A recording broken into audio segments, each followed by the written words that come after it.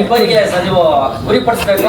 Entaganahalli survey number 24 Bavikere survey 24ರಲ್ಲಿ ನಡೆದಂತ ಭ್ರಷ್ಟಾಚಾರಕ್ಕೆಲ್ಲ ಆತನೇ ಕಾರಣ ಅಂತ ನಾನು ಅವರು ಆರೋಪ ಮಾಡ್ತಾ ಇದ್ದೀನಿ. ಭ್ರಷ್ಟಾಚಾರ ಅಂದ್ರೆ ಯಾವ ತರ ಮಾಡೋಣ?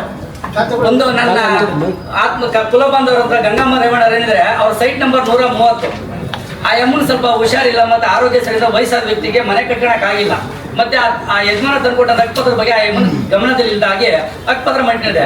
ಆ survey number 130 survey number 24 130 site ನ 134 ಯಾರು ಪಡೆದವ್ರೆ ಅವ್ರನ್ನ ತಮ್ಮನ್ನ ಮನೆ ಕಟ್ಟಿಸಿದ್ದಾರೆ.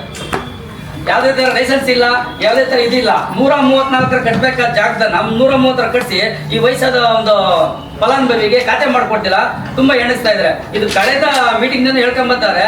ಇವಾಗ ಕೂಡ ಗಮನ ಕೊಡ್ತೀನಿ ಅಂದ್ರು. ಮತ್ತೇನ್ ಹೇಳ್ಬೇಕು ಅಂದ್ರೆ 100 ಸಮಸ್ಯೆ ತಗೊಂಡ್ರು ಆತ ಗಮನ ಕೊಡ್ತಿಲ್ಲ. ಪಿಡಿಒ ನಾವು ಬಲಿಷ್ಠವಾಗಿ ಬೇರೆ ಬಿಟ್ಬಿಟ್ಟಿದ್ದಾರೆ. ಅವರು ಕಮಿಟ್ಮೆಂಟ್ ಅಂತ ಹೇಳಕ್ ಬಾಯಲ್ಲಿ ಇಂಗ್ಲಿಷ್ ಅಲ್ಲಿ ಹೇಳಕ್ಕಾಗಲ್ಲ, ಕಮಿಟ್ಮೆಂಟ್ ಆಗ್ಬಿಟ್ಟಿದ್ದಾರೆ. ಅಥವಾ ಕೂತ್ಪಡಿಸಿದ್ರೆ ಆ ವ್ಯಕ್ತಿ ಕರ್ಸಕ್ಕೆ 108 ಡಾಕ್ಯುಮೆಂಟ್ ನನ್ನ ಹತ್ರ ಕೊಡ್ತೀನಿ. 130 134 ಇದೆ. ಆಮೇಲೆ 134 ಸೈಟ್ನವರು ಅಕ್ವೈರ್ ಆಗಿರೋದ್ರಿಂದ ಅದು ಬೇರೆ ಲೆವೆಲ್ ಅಕ್ವೈರ್ ಇಂದ ಪರಿಹಾರ ಕೂಡ ನ್ಯಾಯಾಲಯದಲ್ಲಿ ಕೋರ್ಟಿಂದ ನ್ಯಾಯಾಲಯದ ಪರಿಹಾರ ತಗೊಂಡಿರೋದಿಲ್ಲ.